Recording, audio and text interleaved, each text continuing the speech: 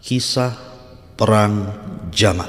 Dua kubu, satu dari Ali radhiyallahu anhu dan sisi lain dari Ummul Mukminin Aisyah radhiyallahu anha, Talhah dan juga Zubair. Empat manusia ini memiliki keistimewaan sendiri-sendiri. Siapa yang tidak kenal Aisyah radhiyallahu anha, istri Nabi? Siapa yang tidak kenal Zubair dan Talhah, satu di antara 10 sahabat yang dijanjikan masuk surga? Siapa yang tidak kenal Ali radhiyallahu anhu? Tetapi fitnah ini terjadi tentu tidak lepas dari takdir Allah subhanahu wa ta'ala untuk dijadikan ibrah, pelajaran bagi kita. Sebab kalau seandainya tidak terjadi fitnah perang Jamal ini, tentu kita tidak ada pelajaran bagaimana cara menghadapi fitnah dan bagaimana cara penyelesaian fitnah di tengah-tengah para sahabat Nabi sallallahu alaihi wasallam. Ma'asyiral muslimin yang dimuliakan Allah Azza wa Jalla, kita tahu bahwa di akhir-akhir khilafah Utsman ibn Affan, ketika itu usianya sudah 83 kurang lebih, terjadi fitnah yang disebut dengan fitnah Sabaiyah yang berujung kepada pembunuhan Utsman, khalifah kaum muslimin. Dan itu sangat menyayat hati kaum muslimin di zaman itu sampai hari ini. Kita mengutuk para pembunuh Utsman ibn Affan radhiyallahu anhu. Ma'asyiral muslimin yang dimuliakan Allah Azza wa Jalla, tetapi tentu kematian Utsman adalah misdak pembenaran sabda Nabi sallallahu alaihi wasallam ketika Nabi SAW mengatakan kepada Utsman, wa basyirhu bil jannah, kabar gembirakan kepada Utsman dengan surga, ala balwa tusibu, atas musibah yang kelak akan menimpanya. Di mana Nabi sallallahu alaihi wasallam pernah mengatakan, sesungguhnya aku akan memberikan, atau Allah subhanahu wa ta'ala akan memakaikan kepadamu baju khilafah. Kalau ada orang yang hendak mencopot bajumu wahai Utsman, jangan kau lepas. Rupanya isyarat Nabi sallallahu alaihi wasallam terjadi di akhir khilafah Utsman ibn Affan radhiyallahu anhu. Datang anak-anak muda dari Mesir, dari Kufah, dari Irak dan beberapa daerah lainnya. Tiba-tiba mereka terpengaruh dengan seorang Yahudi yang pura-pura masuk Islam, Abdullah ibn Saba, menggerakkan anak-anak muda untuk melakukan khuruj, pemberontakan kepada Utsman. Singkat cerita, anak-anak muda ini kemudian membunuh Utsman dengan cara sadis. Ketika terbunuhnya Utsman ibn Affan radhiyallahu anhu, semua kaum muslimin, baik yang ada di Madinah, yang ada di Mekah, di Basrah, di Kufah, di Syam, mereka merasakan kesedihan yang luar biasa, dan mereka merasa ketakutan tentang persatuan kaum muslimin. Apakah setelah terjadinya pembunuhan ini kaum muslimin akan tetap bersatu, ataukah bercerai-berai, akan tetap berada di atas kedamaian ataukah perang? Semua manusia di atas kebingungan. Ketika Utsman meninggal dunia, sepakat orang-orang muhajirin, orang-orang ansar, untuk membaiat Ali bin Abi Thalib radhiyallahu anhu, karena tidak ada yang lebih mulia melebihi Ali di zaman itu setelah terbunuhnya Utsman. Maka datanglah orang-orang muhajirin dan ansar berbaiat kepada Ali radhiyallahu anhu, termasuk juga Talha dan Zubair ibn Awam radhiyallahu anhu, berbaiat kepada Ali radhiyallahu anhu. Dan kaum muslimin pun berbondong-bondong berbaiat kepada Ali radhiyallahu anhu, kecuali Muawiyah yang ketika itu menjadi gubernur di Syam saat kepemimpinan Utsman ibn Affan radhiyallahu an, dan dia masih tetap gubernur. Ketika Muawiyah bin Abi Sufyan dihantarkan pakaian Utsman yang berlumuran darah, kemudian jari-jari yang terputus dari istri Utsman Nailah, maka pakaian itu kemudian digantung di masjid di Syam, dan jari jemari istrinya Utsman yang ketika itu membela Utsman sehingga membuat geram kaum muslimin yang ada di Syam. Maksudnya geram kepada para pembunuh Utsman. Maka seluruh pasukan Syam dan rakyat yang ada di Syam semua berbaiat kepada Muawiyah. Bukan pembaiatan Muawiyah menentang kekhilafahan Ali radhiyallahu an, tidak sama sekali. Muawiyah seorang sahabat, penulis wahyu, dia tahu kedudukan Ali radhiyallahu an. Dia tidak mungkin kemudian lepas daripada kepemimpinan Ali. Tetapi penduduk Syam berbaiat kepada Muawiyah itu hanya menuntut agar Muawiyah bergerak kemudian berusaha untuk mengkisos siapapun yang terlibat dalam pembunuhan Utsman ibn Affan. Itu saja. Bukan soal pembaiatan kepemimpinan khilafah. Karena ada sebagian sejarah yang diputar balikkan, khususnya setelah Bani Umayyah runtuh, datang Bani Abbasiyah, maka mulailah diputar balikan sejarah. Ada yang menjelek-jelekan Muawiyah dan Bani Umayyah, ada juga yang kemudian ghulu terhadap Ali dan ghulu terhadap Muawiyah. Tetapi alhamdulillah biiznillah masih banyak ulama ahli sunnah yang meluruskan sejarah, seperti Imam Ibn Katsir, Imam Ibn Athir, Imam At-Tabari, Al-Imam Al-Zahabi, dan ulama-ulama ahli sunnah wal jamaah yang lainnya, yang mereka insaf, sangat adil dalam mencatat sejarah berdasarkan nas-nas yang sahih, bukan memutarbalikan sejarah, apalagi sampai mencela dan mencaci maki sahabat Nabi sallallahu alaihi wasallam, baik dari kubu Ali ataupun Muawiyah ataupun Aisyah, Talha dan Zubair. Ma'asyiral muslimin yang dimuliakan Allah Subhanahu wa taala, ketika Ali telah dibaiat menjadi khalifah keempat setelah Abu Bakar, Umar dan Utsman radhiyallahu anhum, maka Talha dan Zubair menghadap Ali dan meminta kepada Ali agar menghukum siapapun yang terlibat dalam pembunuhan Utsman. Mereka harus ditangkap, diadili, dikisos. Tetapi Ali radhiyallahu anhu, seorang faqih, alim, katibul wahyi, penulis wahyu Nabi, dia tidak tergesa-gesa. Dia punya ijtihad sendiri. Dia tidak mau Madinah menjadi kacau, keamanan menjadi robek, sehingga Ali radhiyallahu anhu memilih untuk menolak permintaan Talha dan Zubair radhiyallahu anhuma dan menghendaki bahwa persatuan kaum muslimin nomor satu. Kemudian setelah itu, setelah kondisi sudah kondusif, sudah aman, baru kita proses kasus ini. Tapi Talha dan Zubair terus mengeluh dan meminta kepada Ali untuk disegerakan. Tentu wajar, karena yang terbunuh bukan orang biasa.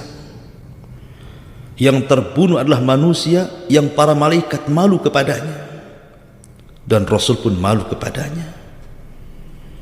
Seorang laki-laki yang dijuluki dari atas langit Bidhi Nuraini, pemilik dua cahaya, karena tidak ada sejak diciptakan Adam sampai kiamat dibangkitkan orang yang menikahi dua putri seorang nabi kecuali Utsman bin Affan.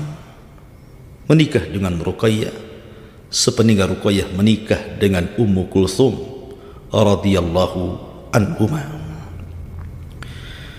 Sehingga Talha dan Zubair memaksa Ali. Tapi Ali radhiyallahu an tetap menolak dan mengatakan ketidaksanggupannya. Marahlah Talha dan Zubair. Akhirnya meninggalkan Madinah karena waktu itu bertepatan dengan musim haji. Bertolaklah dua sahabat mulia ini dari Madinah ke Mekah. Untuk apa? Untuk menemui Ummul Mukminin Aisyah radhiyallahu anha, zaujatun Nabi sallallahu alaihi wasallam, orang yang paling dicintai Rasul, berdasarkan hadis Amr bin As ketika bertanya kepada Rasul, siapa wanita yang Anda cintai wahai Rasul? Kata Nabi sallallahu alaihi wasallam, Aisyah. Dan dari kalangan laki-laki Rasul mengatakan abuha, bapaknya Abu Bakar As-Siddiq radhiyallahu anhu. Ketika kemudian berjumpa di musim haji, maka Talha dan Zubair menyampaikan keinginan kepada Ummul Mukminin Aisyah radhiyallahu anha agar Ali segera memproses kasus para pembunuh Utsman, segera tangkap, segera adili kisos mereka. Maka Aisyah radhiyallahu anha mendukung keduanya. Kemudian Talha dan Zubair menceritakan bahwa Ali radhiyallahu anhu tidak mau. Akhirnya kemudian beristihadlah tiga orang ini untuk datang bertolak dari Mekah ke Basrah.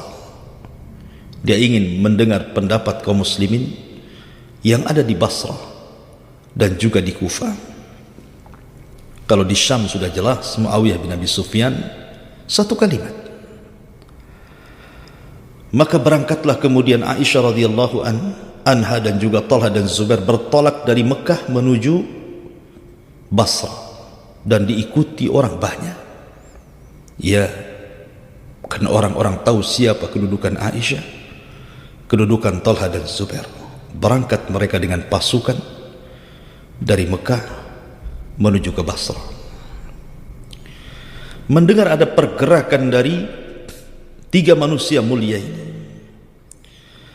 maka posisi Ali radhiyallahu an ketika itu masih di kota Madinah karena ibu kota belum dipindah ke Kufah.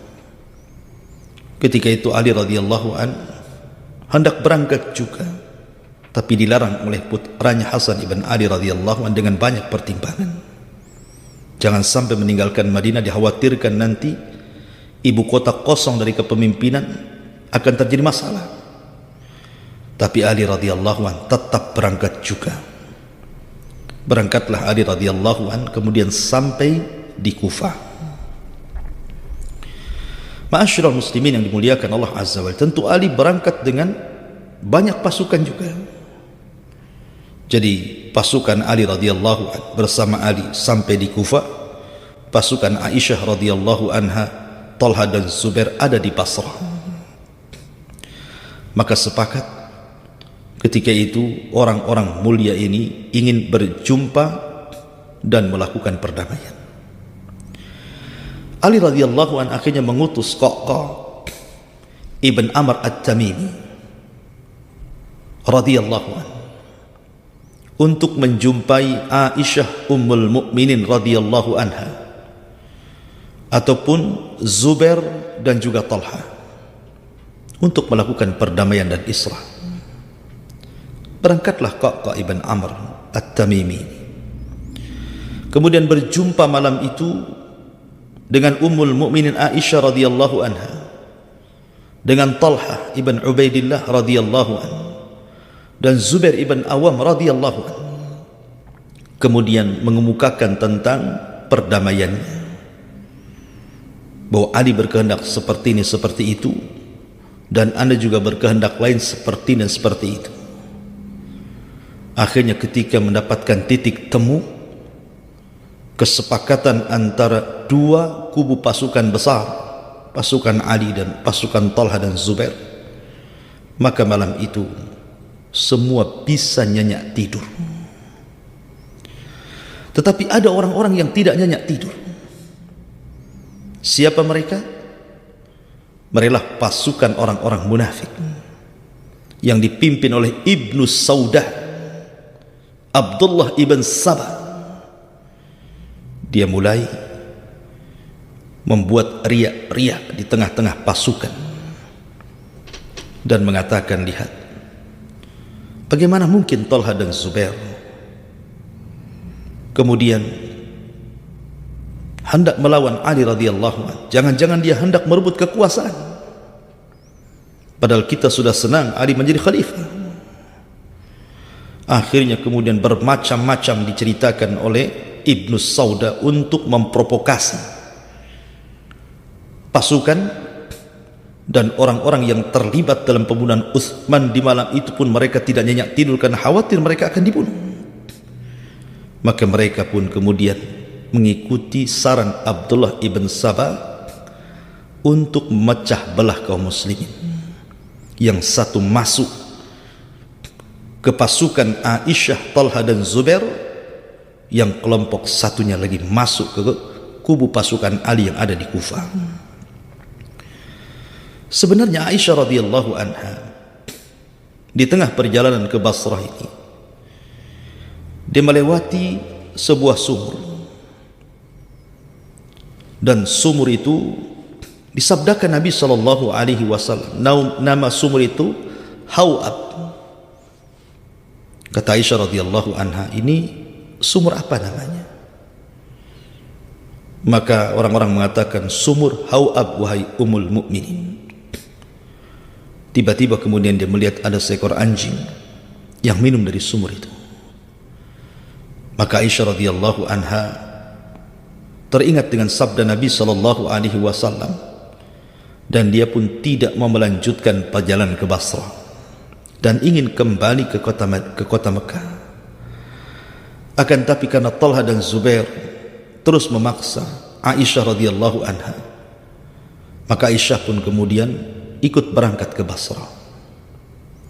Karena tujuan islah sekali lagi, bukan untuk perang. Maka kembali ke awal, ketika Qaqqa ibn Amr at-Tamimi sudah menyampaikan keinginan Amirul Mukminin Ali radhiyallahu anhu, dan mereka sepakat kepada satu titik, mereka sudah tidur nyenyak. Tiba-tiba sebelum fajar menyingsing, pasukan yang disusupkan oleh Abdullah ibn Sabah membuat ulah, tiba-tiba membunuh pasukan yang dibawa oleh Ummul Mukminin Aisyah radhiyallahu anha di Basrah, dan sebagiannya membunuh pasukan yang bersama Ali radhiyallahu anhu yang ada di Kufah.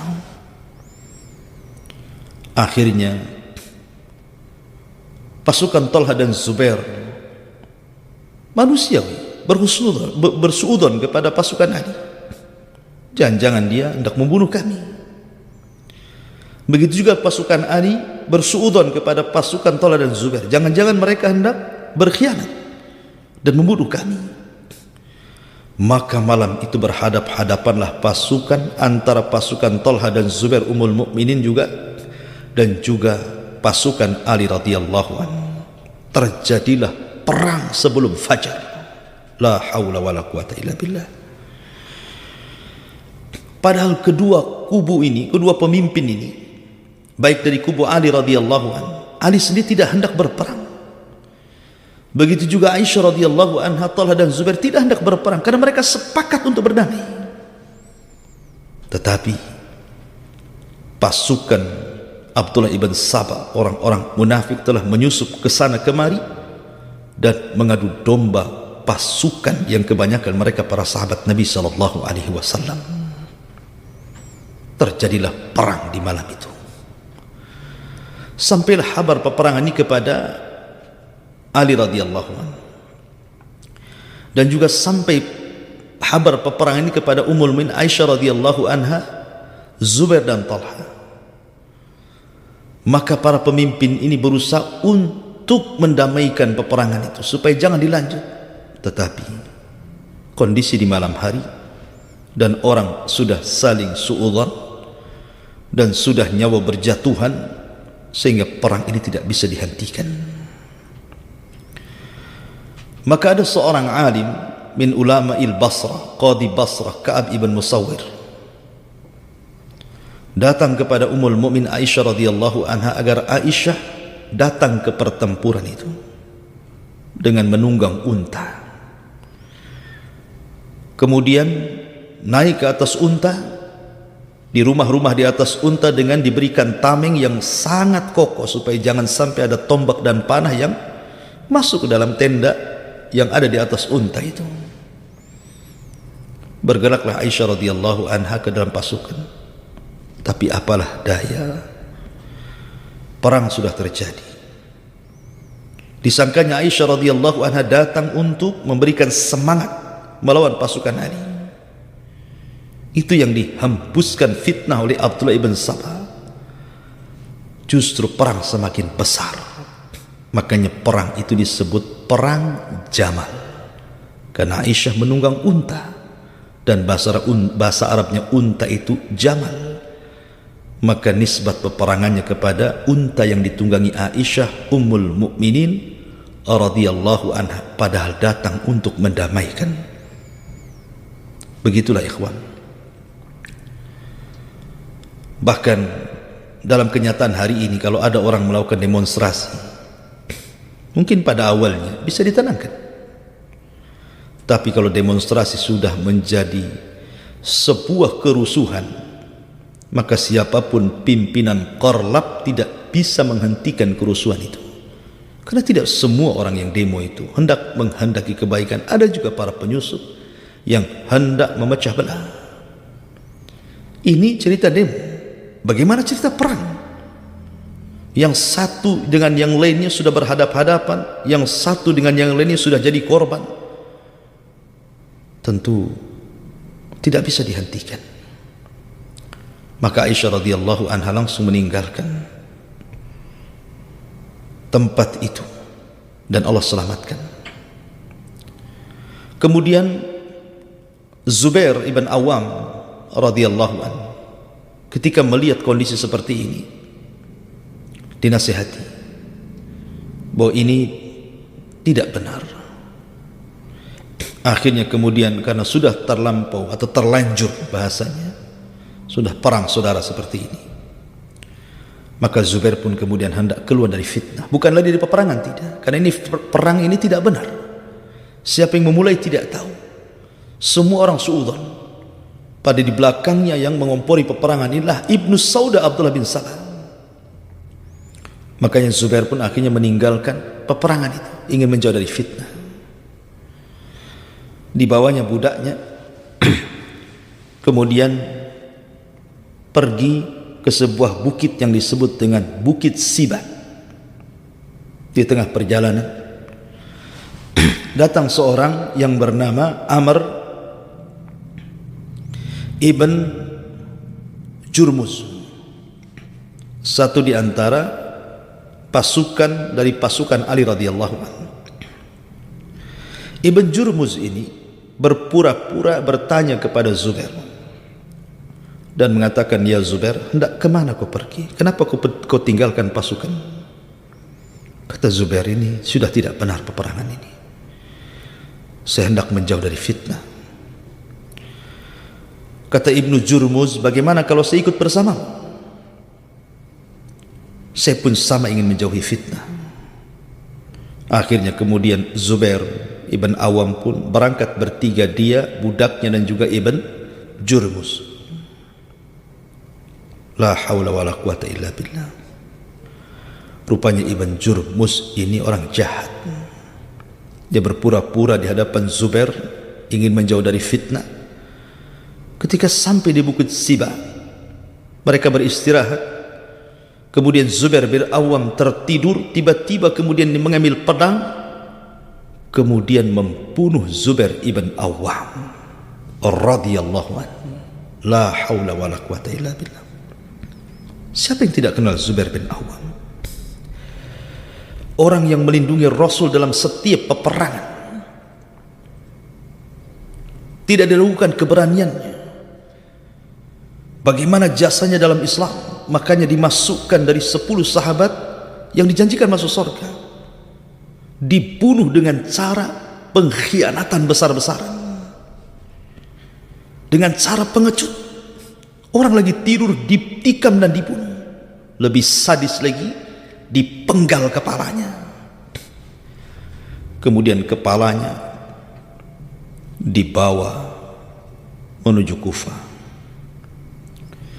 Ketika sampai di Kufah, dia meminta izin kepada penjaga Ali radhiyallahu an agar masuk dan memberitahu bahwa dia sudah membunuh Zubair, kononnya lawan politiknya. Katakan kepada Amirul Mukminin Ali radhiyallahu an, aku sudah membunuh biang kerusakan. Maksudnya Zubair bin Awam. Maka pengawalnya datang kepada Ali memberitahu bahwa Zubair sudah dibunuh oleh Ibn Jurmus seperti petir di siang bolong. Kagetnya luar biasa Ali radhiyallahu anhu, bagaimana mungkin Zubair bisa dibunuh? Akhirnya kemudian Ali radhiyallahu anhu tidak mau menemui Ibn Jurmus dan mengatakan kepada pengawalnya, katakan kepada Ibn Jurmus, aku pernah mendengar sabda Nabi SAW, Bashir qatila ibni Safiyata bin nar. Kasih kabar gembira kepada Ibn Jurmus. Nabi pernah mengatakan, berilah kabar gembira kepada siapapun yang membunuh putra Safiyah, bibi Rasul, maksudnya Zubair ibn Awam. Kabar gembirakan dengan neraka. Ketika mendengar hal itu, Ibn Jurmus langsung lari karena dia tahu dia akan dibunuh. Dia bersembunyi. Maka Ali pun sedih, menangis. Bagaimana mungkin Zubair bisa terbunuh? Padahal telah sepakat mereka tidak akan perang. Kembali ke peperangan. Kemudian ketika mendengar pasukan Talha, Zubair dan Aisyah radhiyallahu anha mendengar bahwa Zubair terbunuh, makin panas mereka. Bagaimana mungkin Zubair dibunuh? Siapa yang berani membunuh Zubair? Ketika mendengar bahwa itu yang membunuh Ibn Jurmus dan Ibn Jurmus bagian daripada tentara Ali, makin semangat mereka perang. Karena alasannya sudah bukan lagi masalah pembunuhan Utsman, ini sekarang Zubair lagi terbunuh. Maka Talha pun ikut terlibat, tetapi entah siapa yang memanah, siapa yang menombak. Karena orang berperang ini terkadang senjata melayang di mana-mana. Allah takdirkan Talha pun gugur di perang Jamal ini. Ketika peperangan dimenangkan oleh Ali radhiyallahu anhu, maka Ali radhiyallahu anhu kemudian mencari-cari jasad Talha. Rupanya ketika sudah berjumpa dengan jasad Talha,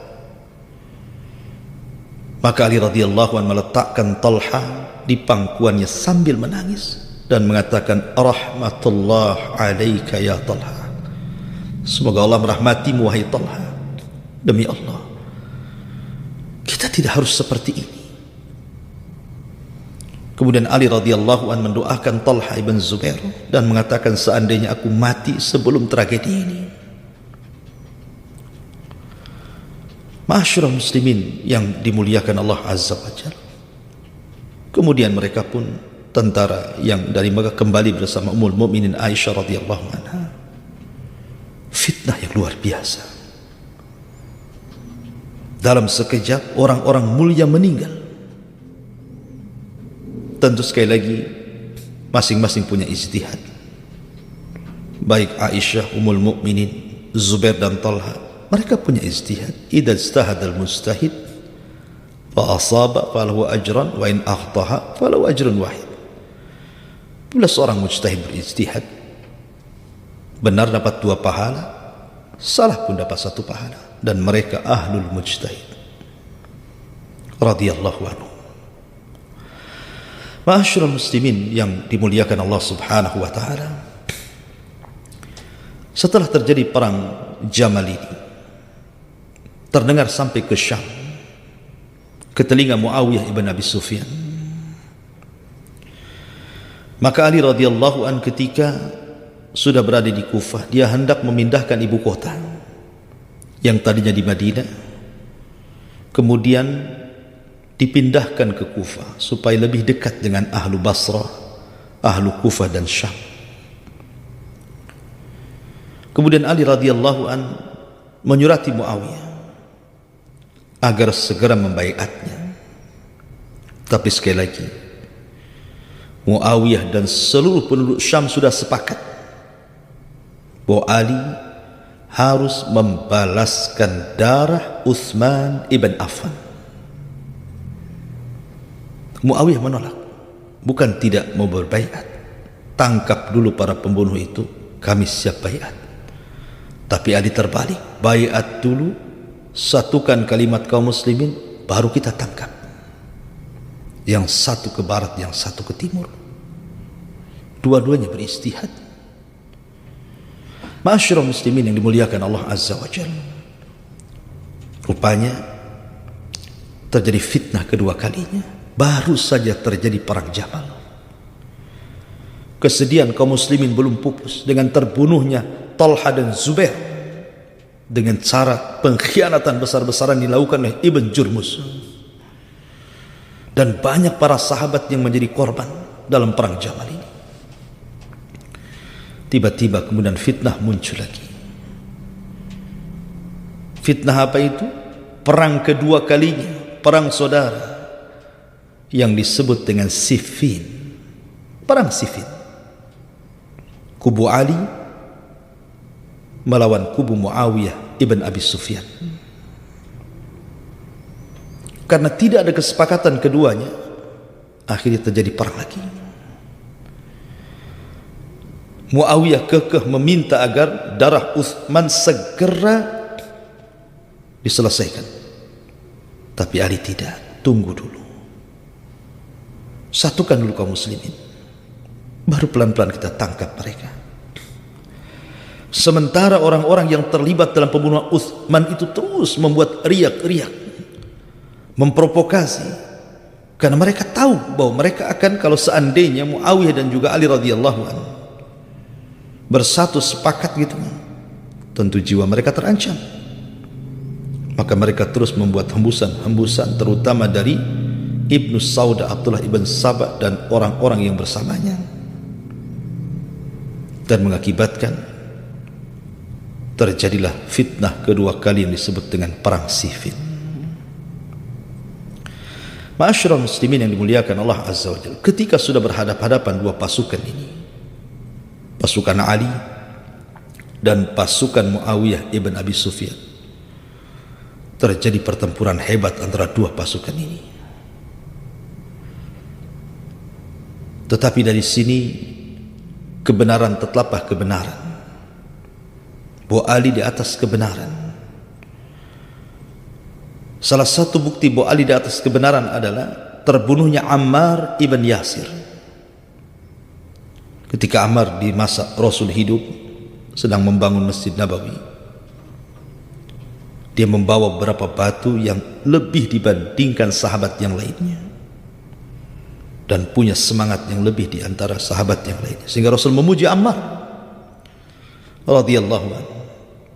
Tetapi Rasul juga mengatakan, ya Ammar, sataqtuluka fi'atun baghiyah, akhir hidupmu akan dibunuh oleh para pemberontak. Ketika terjadi perang Siffin, Ammar meninggal di Siffin. Rupanya Ammar berada di kubu Ali radhiyallahu anhu. Artinya bahwa kebenaran ada di pihak Ali. Walaupun sama-sama berijtihad, tetapi kebenaran ada di pihak Ali radhiyallahu anhu. Dan Muawiyah dianggap pemberontak karena tidak mau baiat. Beda dengan Talha dan Zubair, baiat dulu baru meminta kepada Ali. Tapi Muawiyah dari awal sudah tidak baiat. Tapi sekali lagi dia berijtihad. Muawiyah seorang katibul wahyi, penulis wahyu. Tentu dia punya kebijakan. Buktinya Talha dan Zubair pun menginginkan darah Utsman. Kesalahan Muawiyah itu karena tidak baiat saja. Tapi sekali lagi dia tidak baiat karena ada alasan, al-ijtihad. Karena ketika nanti ada kisah lain ketika Hasan ibn Ali menjadi khilafah, 6 bulan kemudian diserahkan kekuasaannya kepada Muawiyah. Sejak dipegang Muawiyah, itulah kaum muslimin aman, damai, tentram, dan bisa membebaskan kota-kota sampai ke ke daratan Afrika.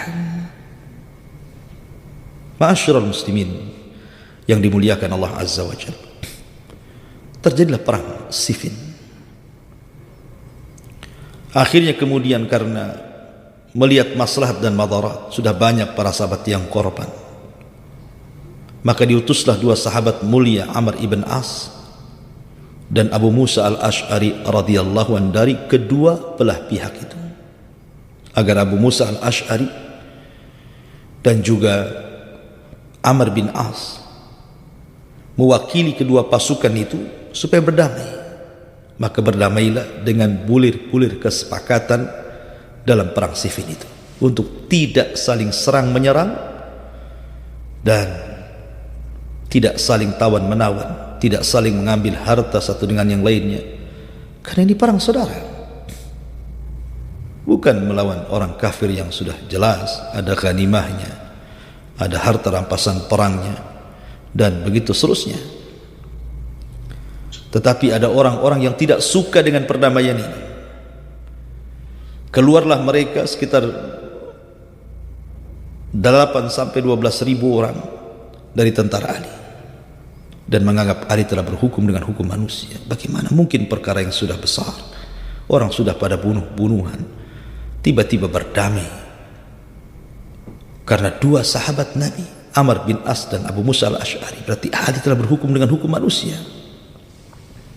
Apalagi Ali dalam perdamaian itu tidak mencatat kalimat Amirul Mukminin. Walaupun sepakat Ali tetaplah khalifah yang sah dan Muawiyah tetap gubernur Syam, tapi orang-orang yang hasad kepada keduanya membuat riak-riak supaya terjadi fitnah yang lebih besar dibandingkan Jamal, dan berhasil. Ma'asyiral muslimin yang dimuliakan Allah Azza wa Jalla, dari 12.000 pasukan yang keluar dari Ali inilah akan menjadi cikal bakal yang disebut dengan Khawarij. Diutus kepada mereka Abdullah ibn Abbas radhiyallahu anhu untuk menanyakan kenapa mereka sampai keluar. Setelah terjadi dialog panjang, akhirnya separuh lebih pasukan balik lagi ke pasukan Ali, tapi separuhnya tetap tinggal di Harura Kufah, dan itulah cikal bakal Khawarij sejak munculnya sampai hari ini, bahkan sampai kiamat dibangkitkan.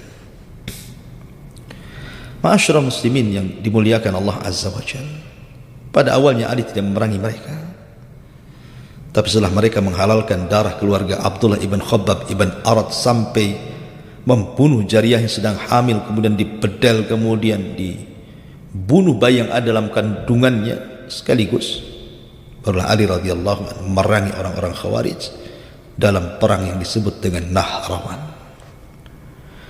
Ma'asyiral muslimin, tentu tafsil ataupun penjelasan perang Siffin pernah saya bahas. Anda bisa lihat di YouTube tentang kisah sejarah Khawarij.